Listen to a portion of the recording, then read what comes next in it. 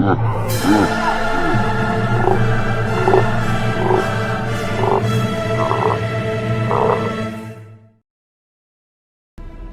going down a path I can't follow. Because of Obi-Wan. Because of what you've done. What you plan to do. Stop. Now come back. I love you. Liar! No.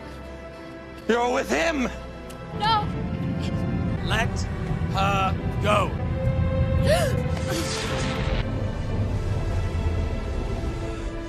You turned her against me! You have done that yourself.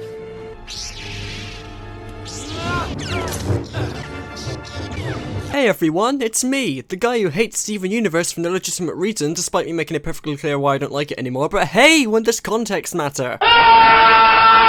Not for Steven Universe fans, apparently. And boy am I glad I have time to finally make this video whilst the world is on fire due to grown adults needing to be told to wash their fucking hands. You should wash your hands, you dirty pig. Now, I think many of you may recall me saying that I would only come back to the show if I saw a significant improvement in its quality, as I really did not feel like talking about it again. And you know, that seems pretty reasonable, but you see, I kind of forgot to mention that I would also come back if it got, like, 11 trillion times worse. Now, I think it's safe to say it, the previous video was controversial, to say the least. I mean, I expected this obviously because Steven Universe fans can't seem to defend the show objectively to save their lives, but some of the things that were being said in the show's defense was fucking mind-numbing. Like, almost to the point where I thought these people were legitimately being brainwashed. Not because they like the show, I've made it perfectly clear that you can like the show all you want and judge it subjectively however you please. However, there seems to be this massive tumor growing on every fan that I get a response from that for some reason makes them think they're on some Einstein complex Jimmy Neutron therapy shit. As apparently there are people who think that Steven Universe Future is Okay, alright. There are people who genuinely think that Steven Universe Future is a realistic portrayal of mental illness and post-traumatic stress.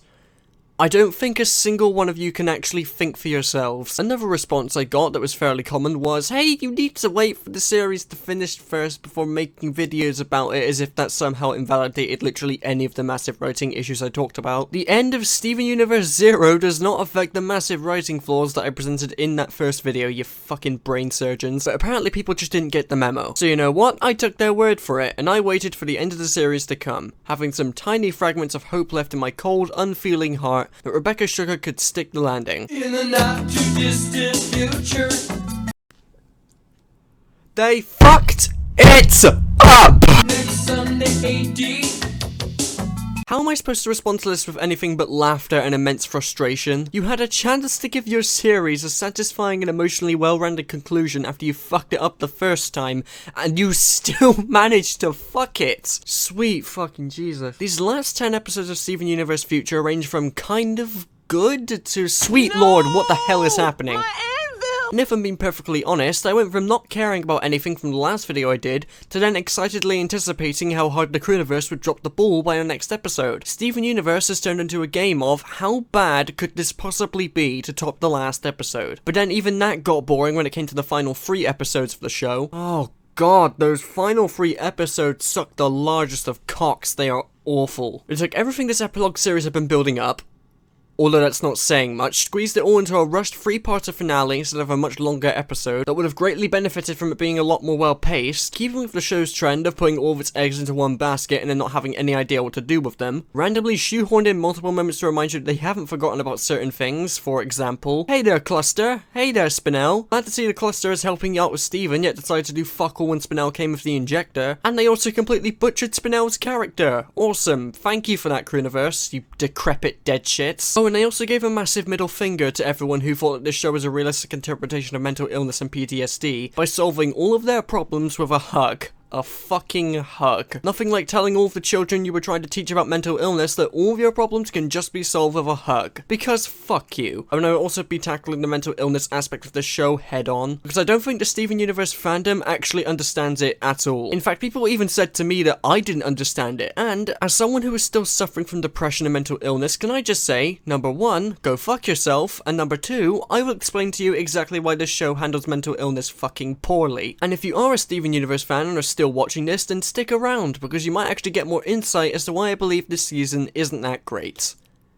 It's a massive crock of fucking shit.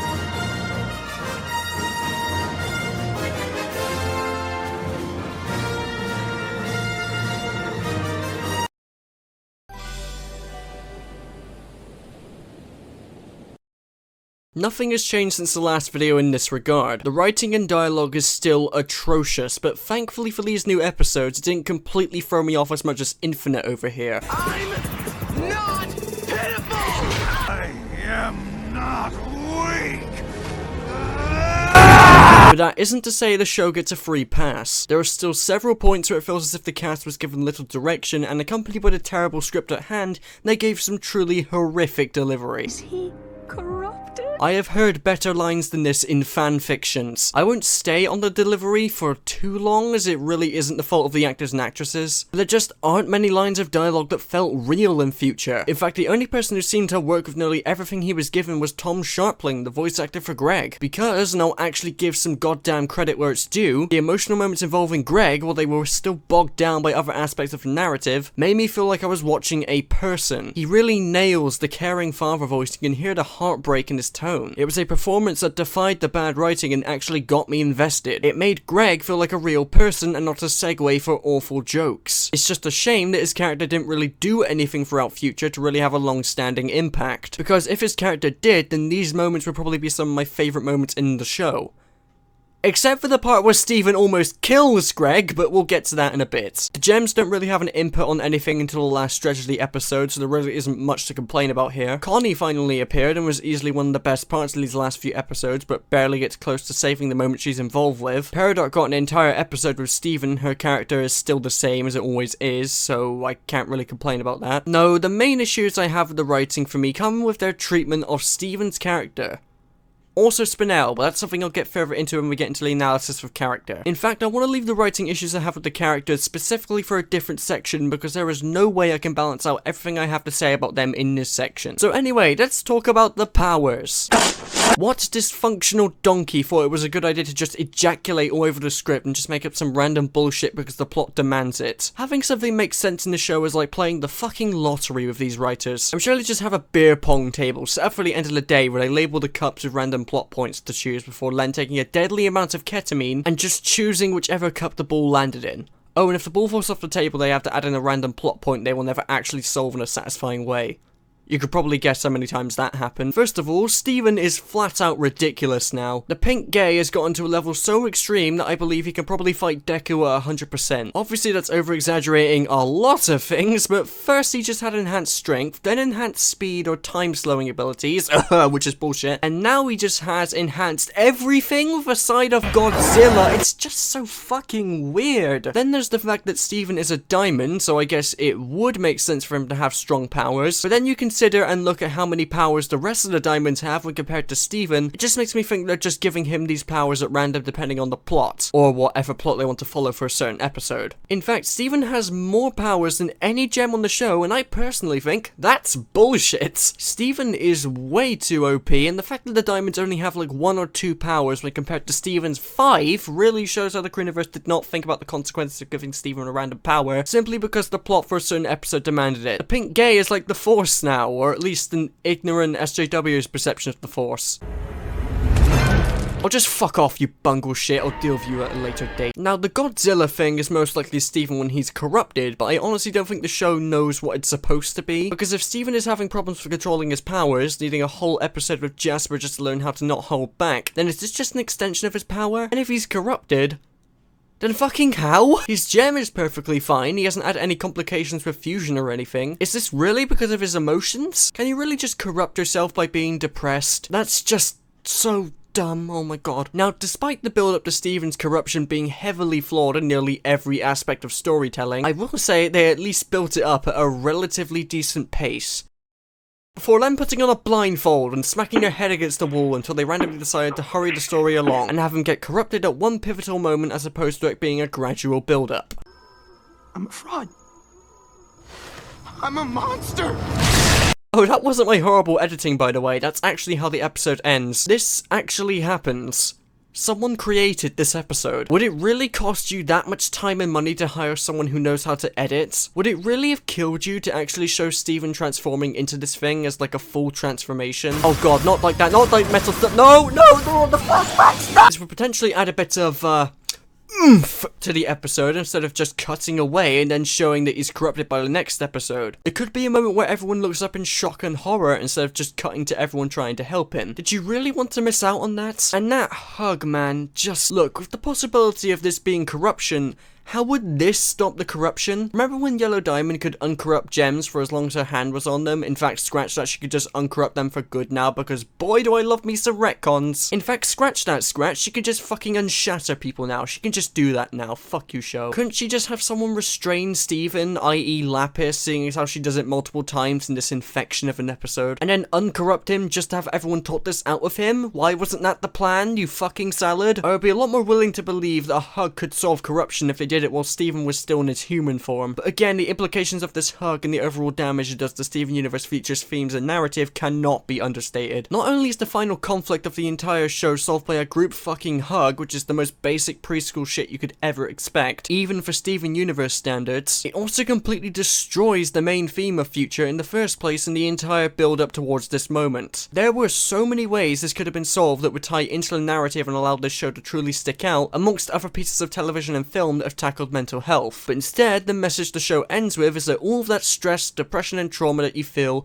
can all be solved by a group hug, and that this will allow you to go see a therapist. And I understand that hugs can help people feel loved during these times, but fucking all of your problems just melted away? Just like that? Who was the fucking toilet brush in charge of that decision? That's a stupid message. I'll dive deeper into the show's themes and narrative in just a second. I just wanted to talk about the way it doesn't make a lick of sense in universe, and to briefly touch upon the implications of the ending. Anyway, back onto powers that make no sense. Oh boy, are the diamonds a fucking hoot to analyze. Homeworld Bound might just be one of the worst episodes of the entire show. It solves absolutely nothing, just acts as a crappy way to bridge the gap between the previous episode and the finale, coupled with the fact that the diamonds now have new powers that have just come out of bum-fucking nowhere because plot. How are you able to have these new powers? Did you just repurpose your old ones, or did these literally come out of nowhere? Because not only do I need to live with the fact that Blue Diamond smokes pot now and that it keeps her happy, I also need to wrap my brain around how these powers work or how you manage to repurpose them in the first place. How does Yellow Diamond, someone who had this power, somehow able to have the power to shrink and increase people's sizes? How does Blue Diamond, someone with this power, somehow able to repurpose her tears into clouds that make people feel happy? And how does White Diamond somehow reverse engineer her powers to allow her to act as a second consciousness for other people? Rebecca, who hurts you? And what was the point in these powers exactly other than this one episode? They get used once in the finale and that's just it, they're never used again. And perhaps one of the more damaging things the series does to itself is completely taking away the risk of shattering, as apparently you could always repair shattered gems. Shattering was something that we almost never saw happen in Steven Universe, and the mere thought of it was scary, because when the gems are shattered, they cannot be repaired. It gave an actual sense of danger, because it revealed a way that the gems could actually be killed for good, as opposed to just poofing and reforming when they've sustained damage to their projected forms. But now you can just heal a shattered gem as you would a corrupted one, which doesn't make any sense. I can understand Steven being able to heal gems that are cracked or corrupted, as they aren't completely broken, but being able to repair something that isn't even organic, despite his powers only being able to repair things that are organic, just to make Jasper subservient to Steven, is a total ass pull. And fucking hell, Yellow does this as well? What? Hang on, wouldn't putting a shattered gem back together and then putting it in a bath cause it to crack into pieces again? You know that Jasper's gem isn't going to hold together by putting it in water, Steven. I would have actually liked this a lot more if Steven couldn't repair Jasper, because not only would it add some actual fucking consequences to the show for the first time in forever, but it would also be one of the few ways that having Steven making his mental state worse could actually work. And if you were going to show the deconstruction of Steven's character, even if it did laugh in the face of everything he was established to be beforehand and act as a massive hole in the show's themes, why not have him kill Jasper with no way to reverse it? Anyway, I think I'm done with the whole shattering thing now. There's still plenty to discuss. Aside from powers and all the other things I just talked about, the comedy— hold on a fucking tick! If Pink could always use her powers to unshatter gems, and did she seriously just lock Bismuth away for no fucking reason? Is that what you're implying? Get bent, show! You can't just retcon shattering and have it not affect the parts of the story where it is a massive talking point. And wait, wouldn't Yellow try and unshatter the fake shards of Pink Diamond, seeing as how she just has the power to do that? Or did these powers only come to her recently? And Jesus, jumping on hot coals, my brain is on fire. Anyway, the comedy is so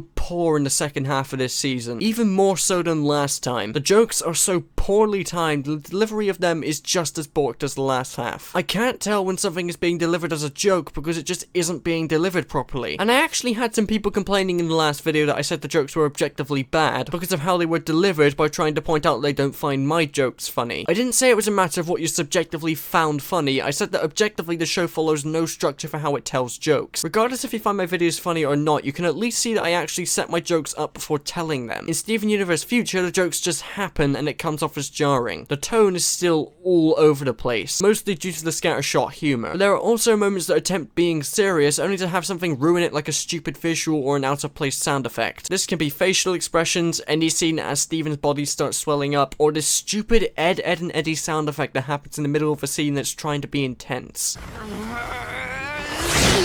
Classic sound design, guys. Not even Has-Been fucking Hotel has this problem. The pacing is also absolutely atrocious, and that is definitely because of the show trying to squeeze too many ideas and plot points into a 10-minute time span, which coincidentally hurts the show in such a way that it makes things seem incredibly rushed and unsatisfying. Case in point, the final 3 episodes being a disaster of poorly thought out ideas and having a time skip from the second last episode to the final episode and solving Steven's mental health off screen. You'd think the audience would like to see Steven actually get better, but they just fix them off screen. Why would you ever do that? I hope you step in a puddle of water with socks on. King Crimson would fucking cry if he found out how badly time was being used in this show. Oh, and can I just bring up how fucking cheesy and hilarious it was to have the Gems and Diamonds tackle Kaiju Steven with a hug? Like, that was just the worst way to end that conflict, and they for some reason went with it. You don't just throw the entire cast of the show on a beach, have them hug it out with Steven whilst crying, and then act as if that's mission accomplished. If that happened on my show, I would abort the fucking mission. The hug needs to be the result of the established conflict, not the thing that solves it. I thought the whole fucking reason Steven got to this point was because every time someone tried talking things out of him,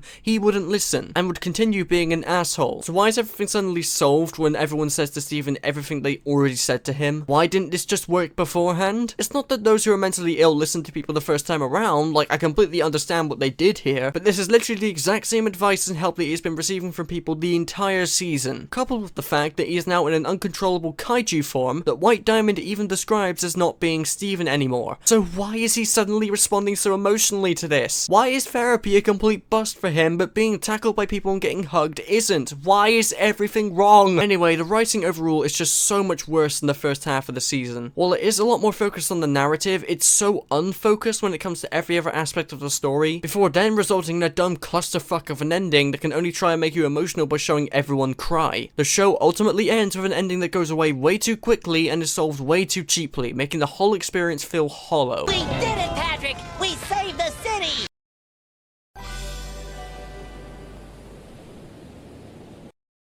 The main theme and topic that Steven Universe Future wanted to cover was that of mental illness, specifically post-traumatic stress and depression. It does this by using Steven, a character that stared down and defeated 3 space tyrants through sheer kindness and love, as a plaything and to casually dismiss any complaints from people to say that he's acting wildly out of character with, well, teenagers get depressed, don't they? As if that's supposed to excuse the god-awful writing decisions that they make with him. I received so many dumb comments on the last Future video that were always along the lines of, you can't complain about Steven because it's realistic for him to act like this. He's a teenager. You clearly don't understand how mental health works. Well, as a teenager with complications with my own mental health, I can tell you right now that what they do with Steven in Future is so over-exaggerated and unrealistic that it's actually insulting to people who do have PTSD and depression. First of all, let's get one thing straight. This... I know you might think I'm being sentimental, but this makes sense. I can't be around you right now! I trashed the house today. I broke an anvil. What teenager hasn't? Dad and I had a little disagreement.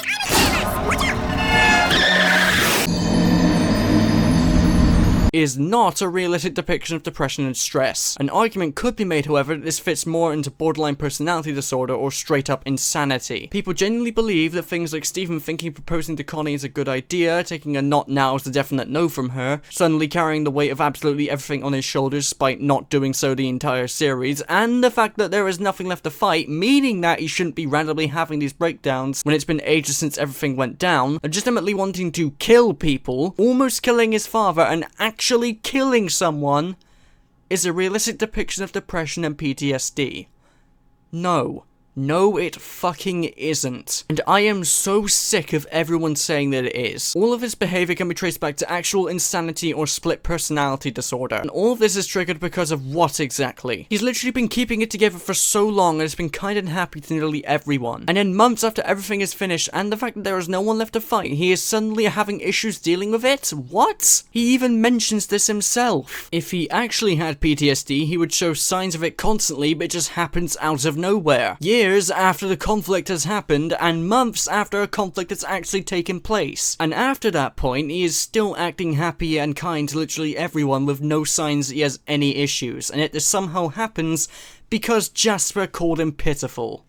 Fucking awful. And this is largely due to how this series is so poorly structured when it comes to introducing the audience to these new themes and ideas, and I'll get to that next. And here's the real kicker, right? Even though Steven Universe has a large adult audience, it's still a show that has children in mind. So what Rebecca Sugar is trying to do is tackle difficult issues in children's programming in order to teach kids about mental illness and to also show the importance of treating those with mental health problems with respect and mindfulness. But this can only be done properly if the subject matter in question wasn't so bloated, over-exaggerated and insulting to those with actual mental health problems. If you're going to try and show to people that this is supposed to be a realistic interpretation of depression and PTSD, then that will make kids scared because you've shown these people to be literal psychopaths. It makes mentally unstable people look way more unstable than they actually are, which can result in potentially worse treatment from people in terms of how society respects them. This is dangerous, and I'm shocked that it was even allowed to air on Cartoon Network without someone stepping in to say this might be a bad idea. Why the hell is it so difficult for issues to be tackled honestly and with respect in children's and adult programming these days? Is there even a show like that existed at some point?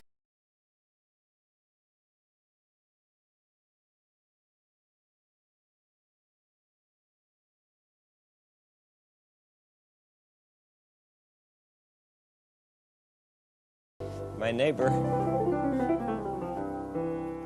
Mr. Rogers' Neighborhood might be my favorite show ever made. I know that I've said that spot belongs to Death Note, but that's part of the average television stuff you would expect. In terms of actual television programming, Mr. Rogers' Neighborhood is my favorite show ever. It wasn't flashy, it wasn't violent, it wasn't energetic, and it didn't do any of the typical things you would expect a children's show to do in order to keep a child's attention span. It was a calm, relaxing, and slowly paced program designed to help children cope with their feelings. And it discussed some very mature themes that many people would never expect to be covered in children's programming, and certainly not back in the 60s when it began its initial run. It covered topics such as anger, divorce, death, and even war. Rogers prioritized kindness and always told kids that they make the day very special by being themselves, and that he likes them just the way they are. While I'll always be a cynic by nature, I do try and take the majority of Rogers' messages to heart when I can, and it's hard considering the mental hardships I'm currently going through. I truly believe he was the kindest and most compassionate human being to ever grace this planet. Neighborhood itself was one of the few shows that at the time felt authentic, it felt real, and that's because it was. It didn't sugarcoat anything it talked about and treated the audience with intelligence and respect. I'll just go over a quote from Rogers himself for a second. "One of the greatest gifts you can give anybody is the gift of your honest self. I also believe that kids can spot a phony a mile away. He knew that children needed to be taught about these things with honesty. Even today, when I get really low, I find an episode of Mr. Rogers' Neighborhood and just watch it. It not only makes me feel better, it just treats me like I'm a human being." Back to Steven Universe 1 second, obviously it's nothing like Mr. Rogers' Neighborhood, and I don't really want it to be. But when it comes to important messages in children's programming, you need to be damn sure that you get it right and don't over-exaggerate and sugarcoat what you're talking about. This is why I believe that if you're going to tackle difficult issues in your show, you either treat it and the audience with respect, or you leave it alone. Obviously, you need a way to do that isn't too explicit or adult for kids, but you need to keep the core foundation of your message honest and respectful, which is something that Steven Universe Future misses the mark on dramatically. You might have noticed I haven't been joking around too much for this section, because this is a part of the show that genuinely makes me mad, and I can't believe that this was allowed on television. And the physical image of a monster representing Steven's thoughts and emotions being solved by hugging him really rubbed me the wrong way. If you had a single Scooby-Dooby clue about mental health, you would feel just as insulted as I am. That this kind of trauma is solved by giving Steven a fucking hug. I'll get into Steven's inconsistencies and horrid behavior next, but I want to make this clear. Steven Universe fans, stop acting like Rebecca Sugar is the fountain of all knowledge and think for yourselves, because the fact that this was allowed on television actually upsets me.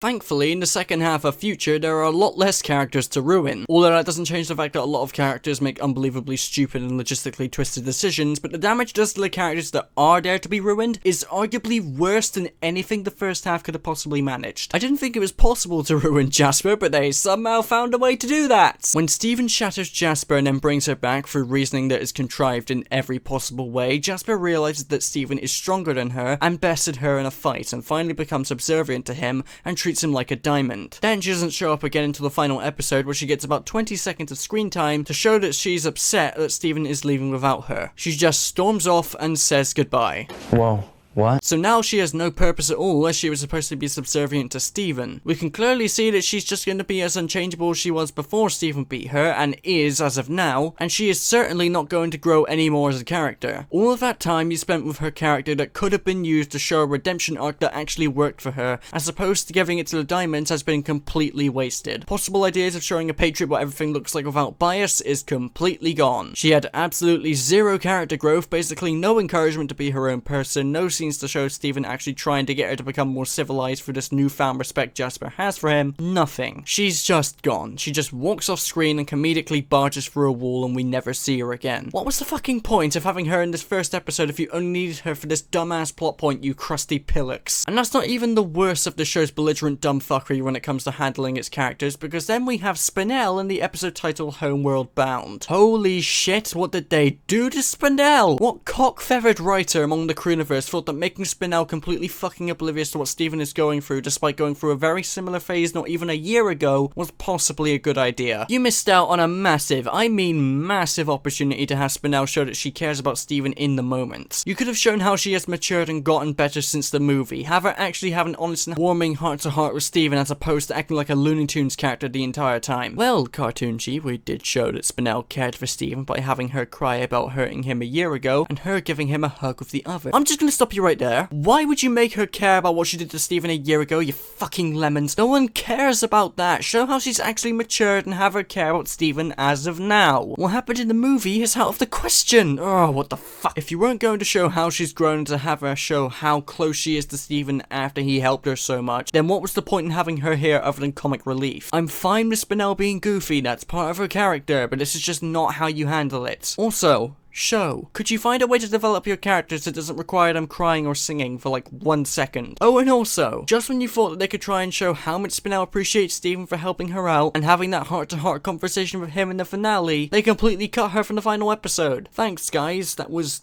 so cool of you. Oh, and you want to hear something funny? People were telling me that Steven singing Change to Spinel in the movie didn't mean he was being inconsistent as a character, because apparently this was a different kind of change than the change I was referencing. Shut your bitch ass up! Yet here we have Spinel trying to sing Change to Steven, with Steven literally saying, "Don't give me my own advice." So I was right the whole time, you ain't got shit on me. Please stop picking at every possible straw to defend this show, it's done. And you wanna hear something else that's funny? I made multiple points in my video I did on the movie that raged about the diamonds being redeemed for obvious reasons. I mean, each one of them can make up one of Hitler's brain cells, for fuck's sake. But for some reason, people said that they weren't redeemed, and they were just going to turn on Steven eventually, even though that makes absolutely no sense considering the narrative, but with this show you can never really tell. So I took their word for it and waited for them to reveal their evil plan. The diamonds were actually redeemed!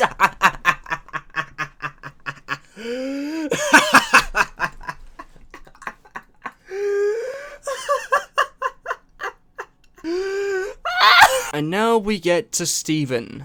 Steven. What the fuck did they do to you? I already mentioned how him having PTSD and depression didn't make any sense considering how he acted, as well as everything that was happening around him, including how what he's going through isn't a realistic interpretation of PTSD or depression at all, so I'll instead go over every single way they managed to fuck up his character since episode 10. Now, Steven as a character was already butchered by episode 10, so by episode 19 he has essentially been fucking murdered. Now, instead of just being rude to everyone and overreacting to the most trivial shit, he's now being twice as rude, awkward, completely unstable, and at times just straight up unlikable. They've made Steven such an unlikable cunt that at some points I actually feel like punching him in the face. All because they thought that this was supposed to be good and accurate representation to those with mental health, you goat fuckers. They also still cannot make their minds up on whether or not the pink gay is under his control, and at times there are just moments where nothing makes an atom of goddamn sense. Is this my dream from last night? Whoa, what? My power's supposed to be interfering with the TV signal. My power's supposed to be interfering with the TV signal. My power's supposed to be interfering with the TV signal. My power's supposed to be interfering with the TV signal.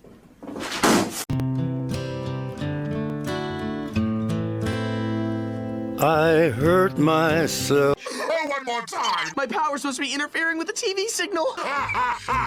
Okay, let me level with you guys here. I know that Steven has interfered with electrical objects like TVs before in the past, but don't you think that it's a tad bit of a stretch that Steven could suddenly interfere with a TV signal and overwrite a VHS tape to play his dreams, which are just projections of his actual thoughts, all the while sleeping? Does that make any sense to you? And if you're one of those people that goes, oh well, it's just that his powers are getting stronger, I think you're missing the obvious point here of these powers not making any logical sense to begin with, and the fact that using an excuse such as lol, he has the power because plot is essentially putting you in the shoes of the writers for this show. Oh, and then there's the fact that Steven now has a hard-on for murder. Yeah, because a good way of presenting mental illness to the kids that watch your show is by having them almost kill as well as actually killing people. Ain't that just a grand old thing? Almost kills Greg, literally kills Jasper, and then almost murders White Diamond. Holy Moses, my guy, Luca Magnotta would like a word. Not only that, but Steven's behavior is literally insane. The fact that people genuinely thought that this was a good depiction of mental health in general is laughable, because what Steven does throughout this season is nothing short of either disgusting or just fucking confusing. Case in point, Steven wants to get closer to Connie and to be Stevonnie with her, so he then has the galaxy brain idea to fucking propose to her. Why? People with depression and mental illnesses are not this fucking dumb. And then when Connie says not now to him, implying that she's still considering being in a relationship with him at a later date when she isn't busy, he automatically assumes that this is a hard no, a flat out rejection. Get your act together, Steven, you absolute bent penis of a character. My theory is that one of the writers among the Criniverse was writing one day, and to get rid of writer's block, proceeded to shove bath salts up their ass, took one look at someone's Steven Universe grown up AU, and thought to themselves, Eureka! I know just what to do here! And the result is a scene that is incredibly hard to watch for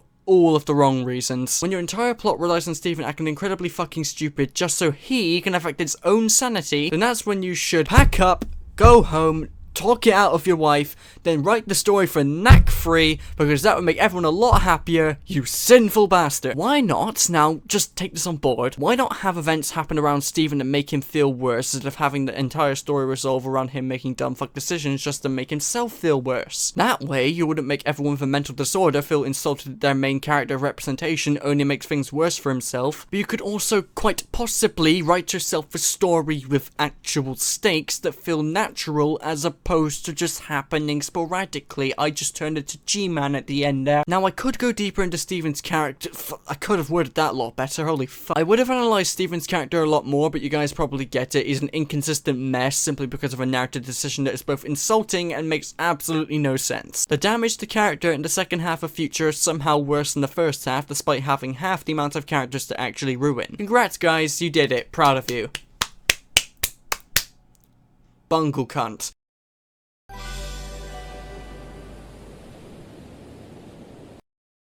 Steven Universe Future is so poorly structured when it comes to introducing its key plot points as well as progressing its own story that it's about on the level of Disney's Star Wars. Remember that comment I made of the writers putting on blindfolds and smacking their heads against the wall? This is that, but if you had the writers try and snort a bowl of Cheerios on stilts. The great gods of autismo, led by M. Night Shyamalan, came to Rebecca Sugar in a vision one night and told her, okay, so arrange your story in the most batshit way possible. Now, Steven Universe usually knows how to be competent with its structure.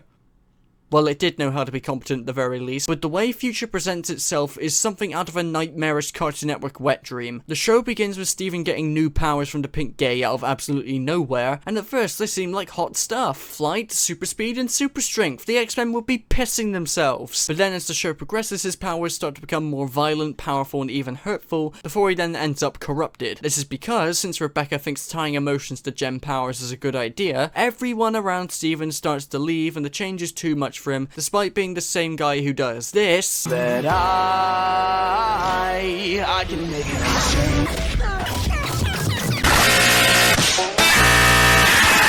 And this is placed right in the middle of the events I just laid out. Now, if you had any idea how to actually competently and carefully construct a story and a character arc, you might be close to smashing your TV to pieces. Why would you not have everyone leaving around Steven to make him feel bad at the start of the series? Not only would that give the beginning a little more of an emotional impact and to truly hammer in the line of here we are in the future, but it would also actually give Steven a damn reason for generating these powers, if they are to be directly tied to how he's feeling. That way, not only when he's fighting Jasper or having an outburst, it actually seems a bit more natural given what he's going through, but the powers coming into play would actually flow well with the way the story was progressing. Obviously that alone wouldn't fix the issues I have with Steven being an overreactive asshole, but at least there would be a genuinely cohesive structure. You can add more things in, arguably add things in that are a lot worse in terms of how they affect Steven rather than being the result of Steven being a belligerent dumbfuck, but overall you can probably just build up his corruption a lot better than how they actually went about it. The pacing definitely affects the structure though, and that might be the show's biggest hurdle when getting this kind of story to work. I mean, motherfucker, even if you did spend all of that time making his corruption more believable and built up, you would still need to handle Kaiju Steven in a way that isn't solved in literally 10 minutes. That's so fast it would give Sonic a fucking seizure. Could have probably dodged that bullet if you didn't dedicate a full minute to all of the characters taking turns and blaming themselves for how Steven is feeling. I despise this goddamn trope, and it takes up a minute, which is like 10% of the episode. Now, as previously mentioned, Steven Universe Future has a lot of ideas that it barely ever gets to properly execute with the criminally short runtime that it actually has per episode. I mean, even the final 3 episodes are 10 minutes each, when they would have greatly benefited from all being either 20 minutes or all being combined into one episode. Pacing is the key to keeping your audience engaged, even if your ideas are absolute shit. Unfortunately, Future seems to take the Rise of Skywalker direction by presenting way too much shit whilst going at a lightning fast pace. It hurts the engagement of your story, which in my opinion is worse than anything plot holes or contrivances can do, because at least with some holes and contrivances you don't notice them until you go back over what you just saw. Obviously for me this isn't really the case, because when I notice something like that it instantly takes me out of the thing I'm watching, but having the pace work is a lot more important for keeping people engaged. Steven Universe Future is just a massive narrative clusterfuck that has put all of its eggs into one basket and refused to tie up anything, unless it was actually in the way of the story progression. For example, where the fuck is Bluebird? Was that really just a one-time thing? Everything involving Jasper that I already mentioned, Pearl's relationship and bond with Pink Pearl, in fact just Pink Pearl in general, the Lapis that didn't come to Homeworld, where the fuck is she? And then there are things from the original series that remain unanswered entirely, like the chest inside of Lion's Mane. What the fuck was even inside there, and why was it a point of interest at all if nothing was done with it? In the movie and in Future, we see that the chest is open, but we never see what's actually inside. Did they forget to show what was in there or something? Was there a script revealing it that was just thrown in the trash? Why would you set up all these things and not do anything with them? And then there come things that should have happened as opposed to things that were only set up. Spinel and Steven's bond and friendship actually going somewhere, for example. Steven spent an entire movie trying to help her, but not only does she just revert back to being an oblivious jester, but she never actually at one point realizes or takes into account how Steven is feeling despite the fact that they both went through very similar phases. I would actually like to have seen Spinel give a shit about Steven, even if it was only for a few seconds. And no, the ending does not count because Spinel still thinks Steven is mad about her trying to kill him as opposed to anything else. And then in the final episode she just cut from the story entirely? What the fuck? Even the diamonds get completely sidelined. And that final episode was just the worst. All it is Steven saying goodbye to people in the most anticlimactic and rushed way imaginable and having everyone cry. That's what's considered the satisfying and emotional climax? Are you fucking me? And did Lars really just get cucked out of the show? Was this actually the final time we as an audience would be seeing him? Because the way you set this up led me to believe that we would still be seeing him again, but that he's just going to do some more soul searching and exploring. He couldn't have come back for the finale? What the fuck? Oh, and there are also things like Pearl's entire character arc. Now, Pearl and Pink Pearl got an entire episode to try and fix up Pearl's feelings about Rose, and then in episode 12 we have Pearl potentially hooking up with Bismuth. Because she's gay. But this also could have set up Pearl for proper healing and to have her finally, triumphantly say that she's getting over Rose for the end of the series, as opposed to having her be over Rose at the end of the original series, triumphantly say that she's over Rose in the movie, before then having the writers do a bunch of mental gymnastics and going, oh, she's not over it, lol. Fucking awful script. But what did they do with it? Nothing. Literally nothing. There's like one hint of Pearl and Bismuth being in some sort of relationship by having her be in the blacksmith's room with Bismuth in episode 18, and then that's it. Nothing else. someone actually wrote this. Also something something Jasper, also something something Sadie, or any of the other people that Steven has helped throughout the series, as opposed to just mashing them all together to wave goodbye to him, you fucking troglodytes. You know, for a series that was intended to tie up loose ends, it leaves a lot more things unanswered in the original series, and really didn't need to exist anyway. All it did was make the show worse and had no real reason to happen. It could have just stopped at the movie, seeing as how it was considered a much higher note to end on, as opposed to the unsatisfying note that the original series got itself into. The Queeniverse have suffered such a collective stroke that it actually hurts to think about the points where the show was good, like really, really good. I guess it just wasn't meant to be, was it?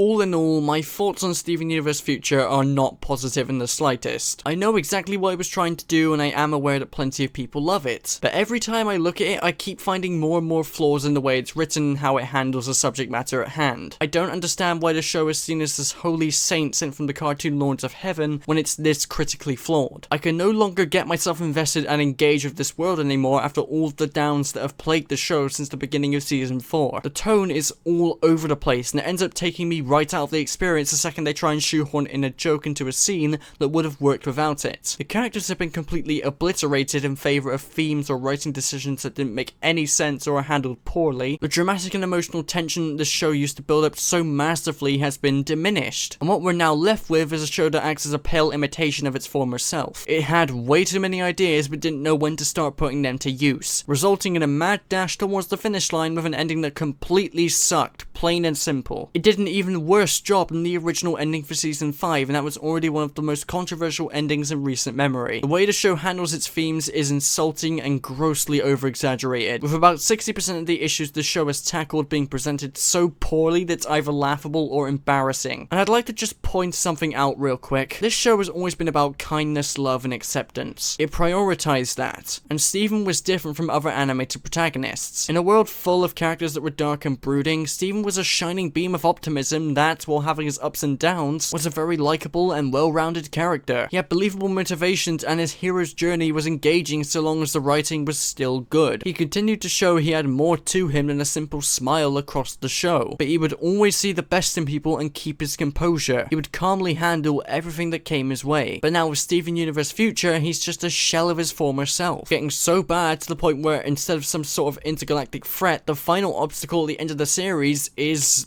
Steven, and it was rushed, poorly handled, and obliterated his believability. I always imagined I'd feel sadness when the show was gone back when it was still on a roll with season 3, but now I do feel sad that it's ended, not because I liked it or because I was invested, god no, but because it didn't feel like an ending. It felt like the end of a normal season, not a final chapter that's been in the making for 7 years. I guess the point I'm trying to make is that Steven Universe was something truly special, and it was completely squandered, resulting in a finale that has people completely divided once more, and there aren't any signs of it coming back anytime soon. Not even a comic continuation. This is the end of Steven Universe. This is how Steven's legacy comes to a close, and I can't help but feel empty. Maybe I'm just a nostalgia whore. Maybe I do look into things too much, but that magic out of those first 3 seasons is gone. The spark has been completely depleted, and now here we are in the future, and it's wrong. It's very, very, very wrong.